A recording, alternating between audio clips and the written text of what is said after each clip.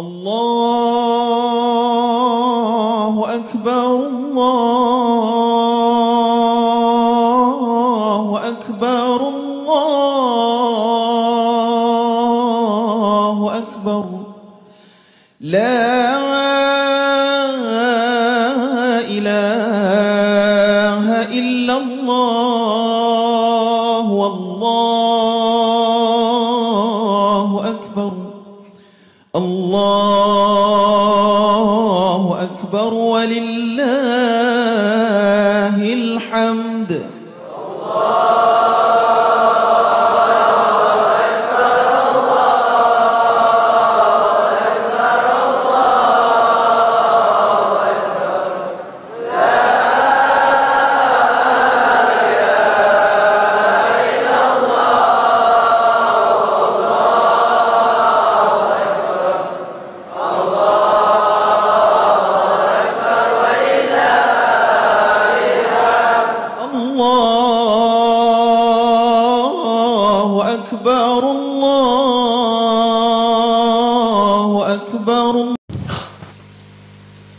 Warahmatullahi wabarakatuh.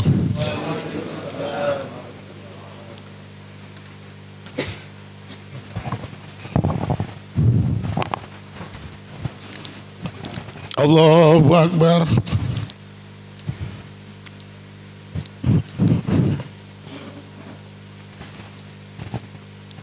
Allahu Akbar, Allahu Akbar. La ilaha illallah, Allahu Akbar.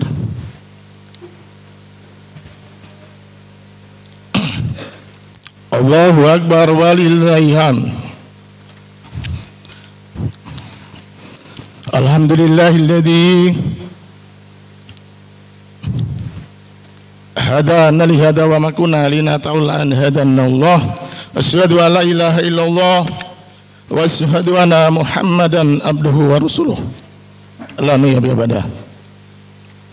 Allahumma shalli wa sallim ala sayyidina Muhammadin wa ala alihi wa ashabihi wa man tabi'ahum ila yaumil amma ba'du. Pertama-tama kami panjatkan puja dan puji syukur kehadirat Allah Subhanahu wa taala yang pada hari ini kita seluruh warga Sawan Elok bisa berkumpul di Masjid Taqwa dalam rangka melaksanakan perintahnya sunnah Rasulullah dan Nabi Ibrahim untuk melaksanakan sholat Idul Adha, dan insya Allah nanti dilakukan setelah sholat Idul Adha pemotongan hewan kurban.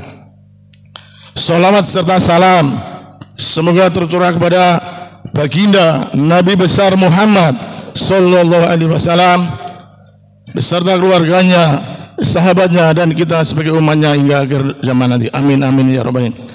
Yang saya hormati seluruh jamaah sholat Idul Adha, mudah-mudahan seluruhnya diridhoi Allah Subhanahu wa taala.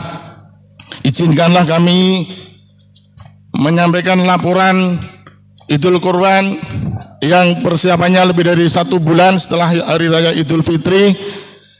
Kami hari ini mewakili saudara kita yang hari ini tidak bisa berkumpul dengan kita, yaitu Bapak Haji Abdul Ghafur yang 2 minggu yang lalu orang tuanya dipanggil Allah Subhanahu wa taala.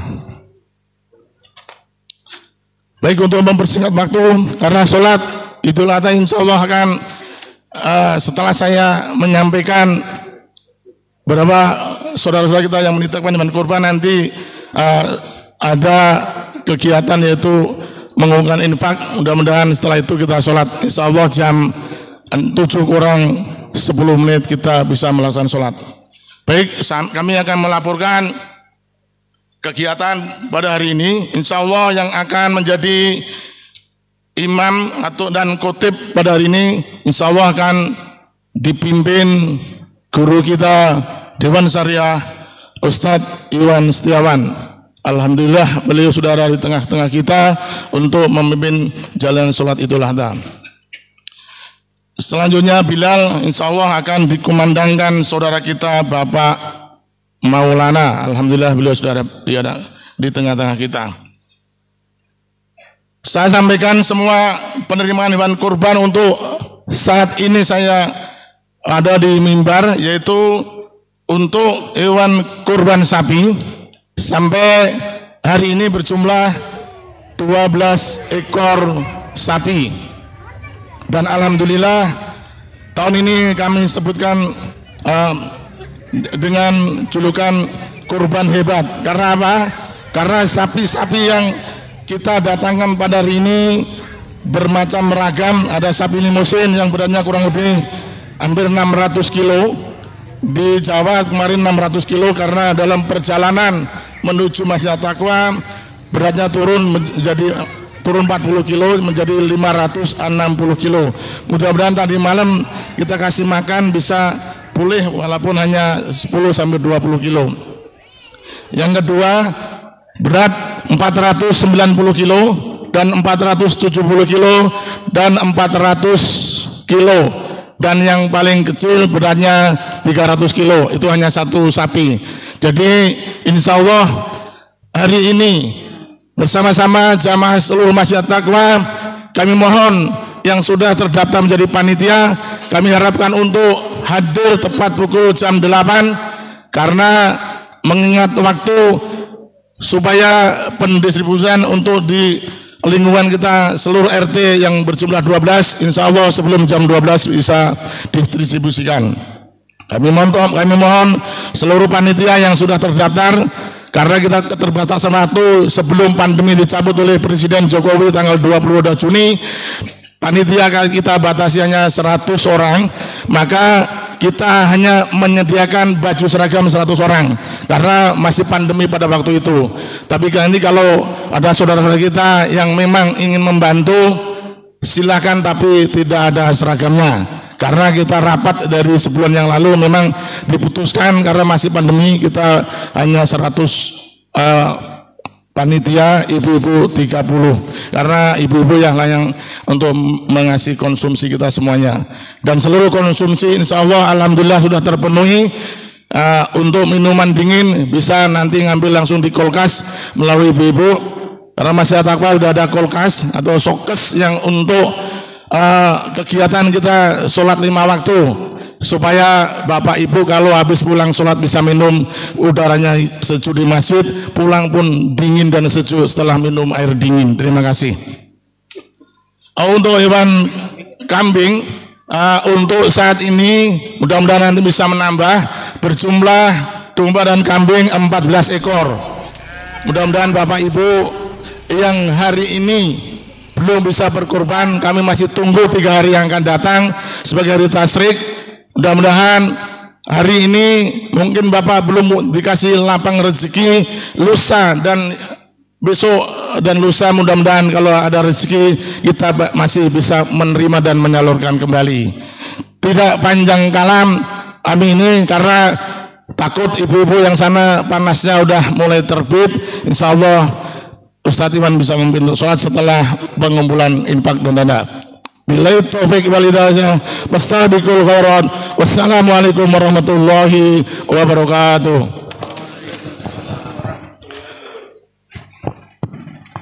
Lillahil hamd. Alhamdulillahilladzi yakhluqu ma yasha'u wa yakhtar.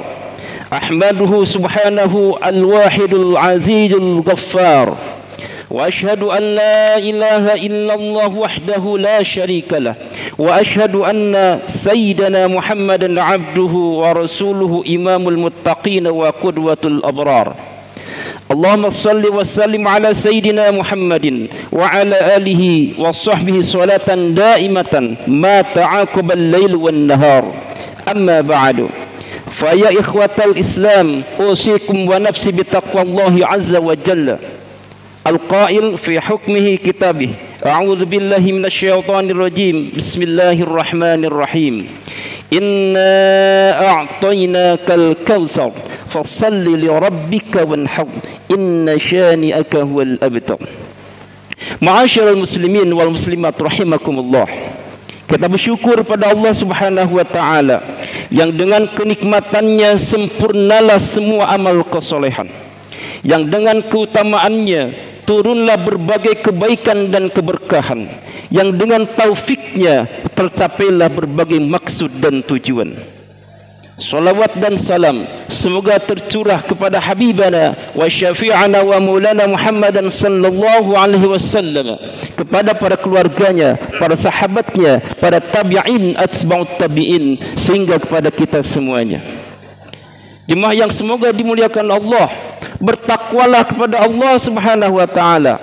Bertakwalah kepada Allah Subhanahu wa taala. Takutlah kepada Allah Subhanahu wa taala. Inna akramakum 'indallahi atqakum, karena sesungguhnya orang yang paling mulia di antara kamu di sisi Allah ialah orang yang paling takwa di antara kamu.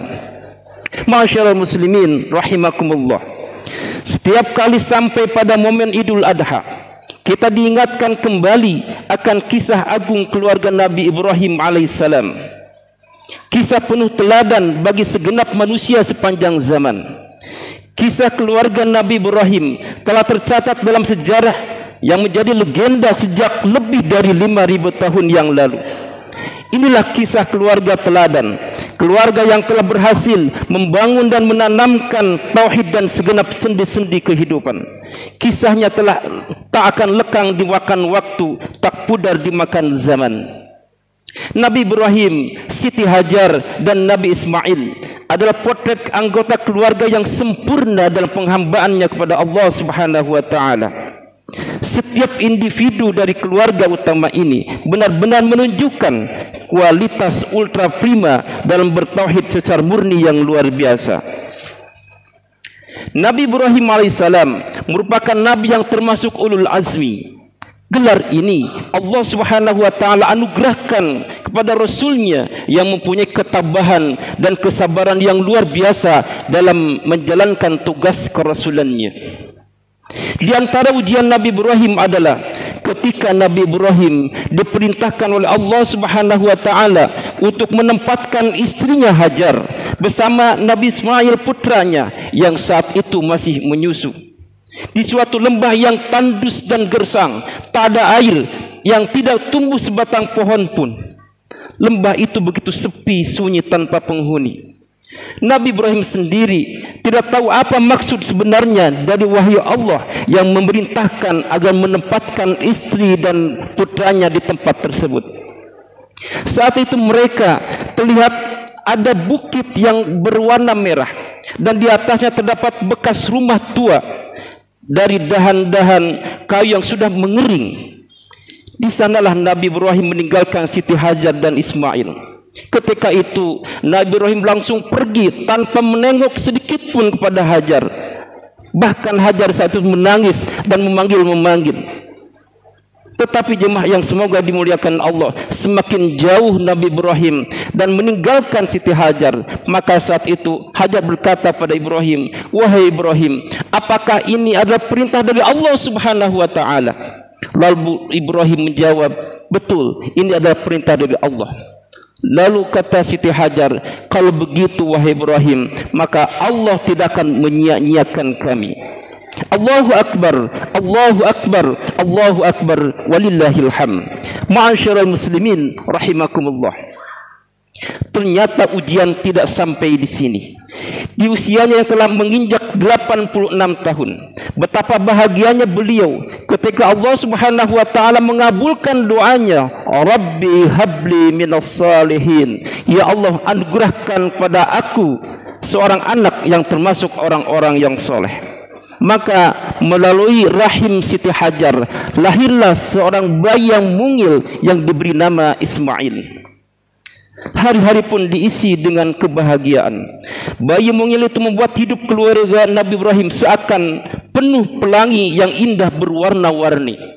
Senyum bahagia membuat hidupnya penuh dengan pesona. Kecintaan Nabi Ibrahim terhadap Ismail sangatlah besar. Ismail tumbuh dengan akhlak dan perilaku yang baik, anak yang elok rupawan, enak dipandang, sehat dan cekatan. Ia pun tumbuh menjadi anak yang soleh, taat dan berbakti kepada kedua orang tuanya. Namun Allah punya rencana lain. Allah Subhanahu wa taala menguji keimanan Nabi Ibrahim alaihissalam melalui mimpinya yang datang 3 kali berturut-turut. Situasi ini diabadikan di dalam Al-Qur'an, surah As-Saffat ayat 102. Allah berfirman, A'udzu billahi as-sami'il 'alimi minasyaitonir rajim. فلما بلغ معه السعي قال يا بني إني أرى في المنام أني أذبحك فانظر ماذا ترى قال يا أبت افعل ما تؤمر ستجدني إن شاء الله من الصابرين. Falamma balagu ma'us sa'ya, maka tatkala anak itu sampai pada umur sanggup berusaha bersama Ibrahim alaihissalam. Pada saat itu usia Ismail sekitar 7 sampai 13 tahun menurut beberapa pendapat ulama. Pada malam tanggal 8 Zulhijjah, Nabi Ibrahim bermimpi menyembelih putra kesayangannya yaitu Ismail. Setelah mendapat mimpi tersebut, Nabi Ibrahim merasa bingung. Maka dari mulai pagi sampai sore Nabi Ibrahim termenung. Maka situasi termenung dan merasa bingung inilah disebut dengan hari Tarwiyah. Kemudian pada malam 9 Zulhijjah, Nabi Ibrahim bermimpi kembali dengan mimpi yang sama. Nabi Ibrahim pun mulai yakin bahwa mimpi itu dari Allah Subhanahu wa taala. Inilah yang menjadi landasan, menjadi alasan kenapa tanggal 9 Zulhijjah dinamakan hari Arafah, berasal dari kata Arafah, mulai yakin dan tahu. Malam ketiganya, yakni malam 10 Zulhijjah, Nabi Ibrahim pun mimpi yang sama, persis seperti mimpi kedua malam sebelumnya. Akhirnya Nabi Ibrahim bertekad menyembelih putranya. Maka pada hari itu dinamakan Yamun Nahar, artinya hari penyembelihan. Saat itu Ibrahim langsung memberitahu kepada putranya, qala ya bunayya inni ara fil manami anni adbahuka. Ibrahim berkata, wahai anakku, sesungguhnya aku bermimpi bahwa aku menyembelihmu. Fanzur maza tara, maka perhatikanlah bagaimana pendapatmu. Maka dengan mantap Ismail menjawab, qala ya abati fa'al ma tu'maru satajiduni insyaallahu minas sabirin. Wahai ayahku, kerjakanlah apa yang diperintahkan kepadamu, insyaallah engkau akan mendapatiku termasuk orang-orang yang sabar. Jamaah yang semoga dirahmati Allah Subhanahu wa taala, Nabi Ibrahim membawa putranya ke Mina untuk melaksanakan perintah kurban. Sesampainya di sana, dengan berlinang air mata disertai kesedihan yang mendalam, beliau mantap untuk menyembelih putra kesayangannya itu. Melihat situasi seperti ini, setan datang memanfaatkan situasi batin ketiga orang hamba Allah ini. Setan datang kepada hati Nabi Ibrahim, setan datang kepada hati Siti Hajar, dan setan datang kepada hatinya Ismail agar menggagalkan perintah tersebut. Namun keimanan Nabi Ibrahim, keimanan Siti Hajar, dan juga keimanan Ismail tidak tergoyahkan. Maka untuk mengusir setan yang terus mengganggu, Nabi Ibrahim melempar setan tersebut. Dan inilah yang menjadi cikal bakal adanya ibadah melempar zumrah. Kemudian Ibrahim menempelkan pisau tajam di leher Ismail. Maka pada saat itu Allah menunjukkan kebesarannya. Allah mengganti sembelihan dengan seekor kambing besar yang dibawa oleh malaikat Jibril. Melihat situasi seperti ini, maka malaikat Jibril berkata, Allahu Akbar, Allahu Akbar, Allahu Akbar. Lalu disambut oleh Nabi Ibrahim, La ilaha illallah, Allahu Akbar. Dan dijawab oleh Ismail, Allahu Akbar walillahil hamd. Ma'asyiral muslimin, inilah awal pertama disyariatkannya kita untuk berkurban pada tanggal 10 Zulhijjah, dan dilanjutkan dengan 11, 12 dan 13. Allahu Akbar, Allahu Akbar, Allahu Akbar. Ma'asyiral muslimin rahimakumullah. Keluarga Nabi Ibrahim alaihissalam memberikan teladan kepada kita. Keluarga Nabi Ibrahim sangat layak dan pantas dijadikan role model dalam membangun kehidupan rumah tangga. Nabi Ibrahim adalah figur ayah dan suami yang sangat ideal. Siti Hajar adalah figur seorang ibu dan istri yang sangat ideal. Nabi Ismail adalah figur seorang anak dan seorang pemuda yang sangat tangguh. Untuk itu, bagi para bapa, kaum muslimin yang hadir pada saat ini, mari kita sama-sama untuk meniru sosok Nabi Ibrahim alaihissalam. Suami yang mampu mendidik akhlak dan akidah yang baik kepada anak dan istrinya. Suami yang mampu jadi ar-rijal, yang bertugas sebagai qawwam, sebagai mana tertuang dalam Al-Quran, ar-rijalu qawwamuna 'alan nisa. Kaum laki-laki adalah pemimpin bagi kaum perempuan. Memimpin mereka artinya mengatur urusan, memberikan nafkah yang halalan tayyiban, melindungi, membimbing dan mendidik anak dan istrinya, mengarahkan dan menjaga anak dan istrinya agar jangan sampai terjerumus kepada kesesatan. Jadilah suami yang sabar menghadapi sifat dan sikap sang istri. Tetap tenang dan lemah lembut kepada istri, mendengarkan setiap curhatan istri, menjaga cinta dan kasih sayangnya kepada istri. Jadilah laki-laki yang terbaik dalam keluarga, suami yang terbaik bagi istri, dan ayah yang terbaik bagi anaknya. Rasulullah sallallahu alaihi wasallam telah mengingatkan kepada kita, khairukum li ahlihi wa ana khairukum li ahli. Sebaik-baiknya kalian adalah yang paling baik dan dalam bergaul dengan keluarganya, dan aku adalah orang yang paling baik dalam keluargaku. Kepada jemaah ibu-ibu kaum muslimat, jadilah sosok ibu dan istri seperti Ibunda Hajar, yang tetap setia dan taat kepada Allah Subhanahu wa taala, taat kepada suaminya karena Allah Subhanahu wa taala, tidak takut ditinggalkan sendirian jika itu adalah perintah Allah Subhanahu wa taala. Hati-hatilah, di zaman ini peluang begitu besar bagi para wanita untuk mendapatkan cita-cita, meniti karir yang diinginkan. Pintu begitu terbuka lebar untuk meraih pangkat dan jabatan, bahkan harta kekayaan secara mandiri. Seorang istri punya peluang yang mendapatkan kedudukan dan penghasilan lebih banyak daripada suami. Konsekuensinya adalah seorang istri berpotensi merasa cukup dan sanggup memenuhi kebutuhan hanya sendiri tanpa bergantung kepada suami, sehingga merasakan tidak butuh kepada suami. Dalam situasi seperti ini, apabila iman tidak dijadikan landasan, apabila Al-Quran tidak dijadikan pegangan kita, maka berpotensi melahirkan perempuan-perempuan pembangkang, istri-istri yang tidak taat lagi kepada suami, istri-istri yang tidak bersyukur kepada suami, istri yang tidak hormat kepada suami, istri yang pandai berdebat dengan suami, istri yang sering membuat suaminya marah. Dan inilah perempuan yang diancam oleh Rasulullah sallallahu alaihi wasallam, termasuk perempuan-perempuan yang akan dilemparkan dalam nerakanya Allah Subhanahu wa taala. Kata Rasulullah sallallahu alaihi wasallam, wa ra'aitun nara falam arakal yaumi manzaran qattun wa ra'aitu aktsaru ahliha an-nisa. Dan aku melihat neraka, aku belum pernah sama sekali melihat pemandangan seperti hari ini, dan aku melihat ternyata kebanyakan penghuninya adalah perempuan.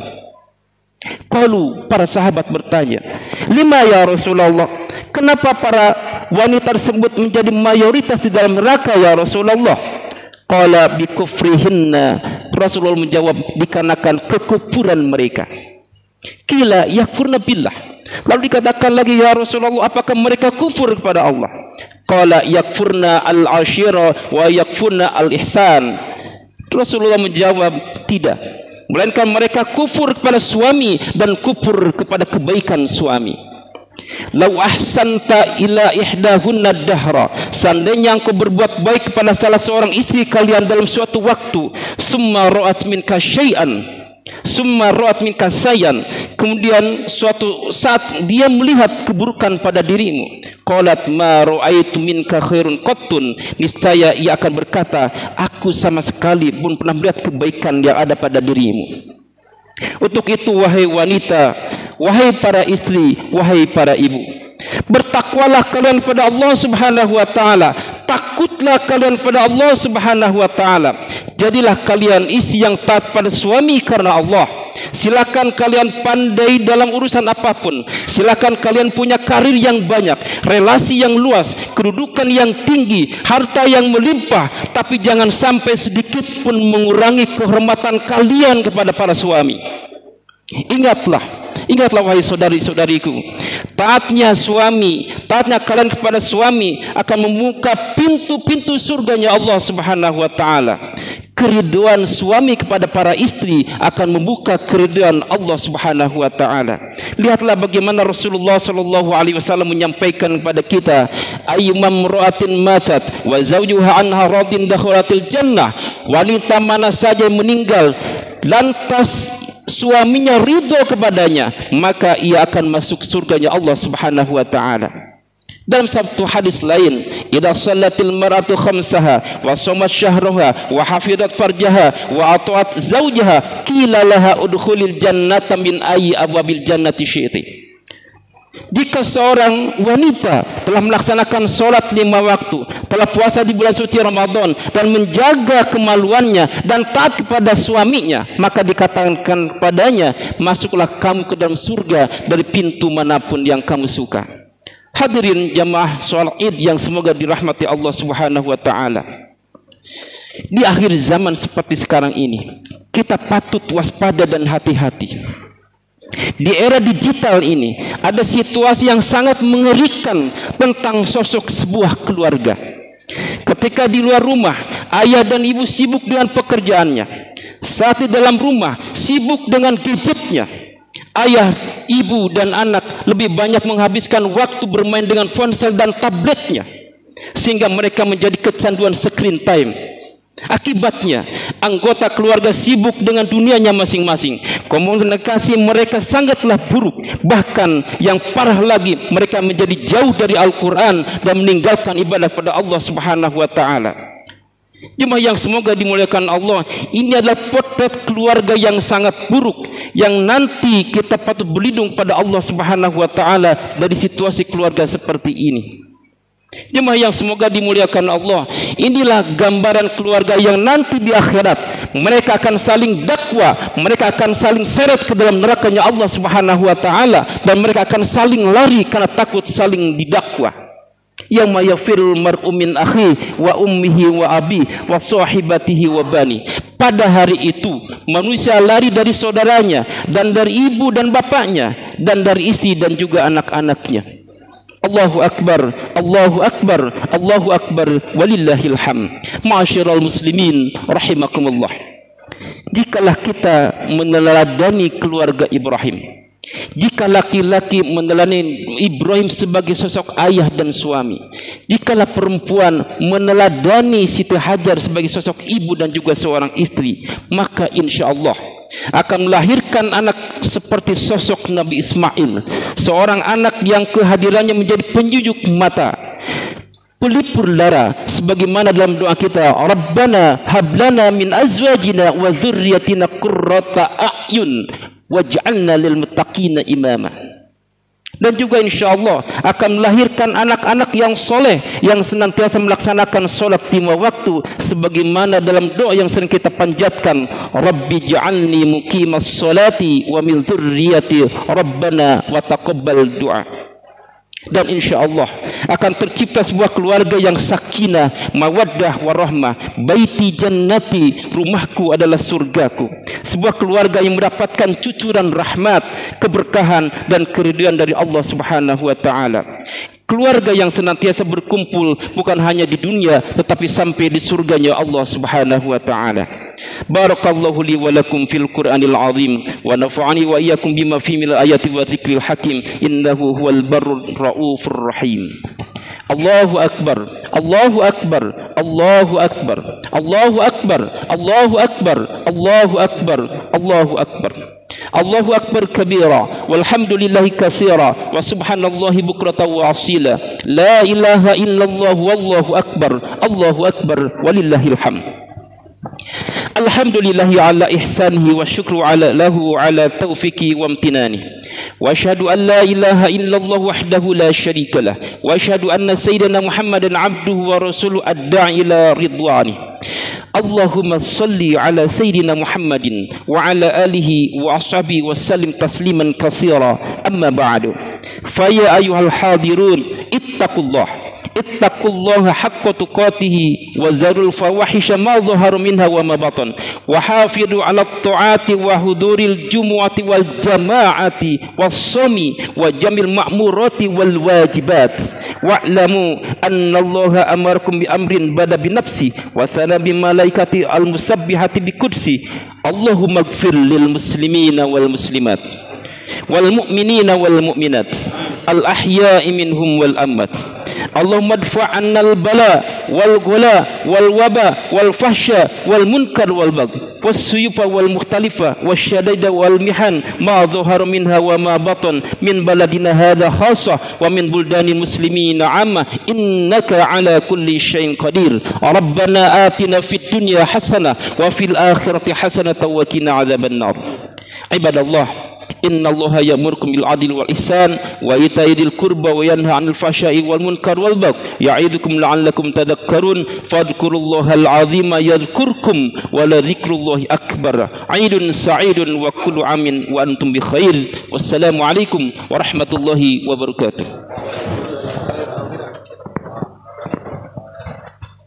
Allahu akbar, Allahu akbar, Allahu akbar. La ilaha illallah, Allahu akbar. Allahu akbar walillahil hamd. Allahu akbar, Allahu akbar, Allahu akbar. La ilaha illallah, Allahu akbar. Allahu akbar walillahil hamd. Allahu akbar, Allahu akbar, Allahu akbar. La ilaha illallah, Allahu akbar. Allahu akbar walillahil hamd.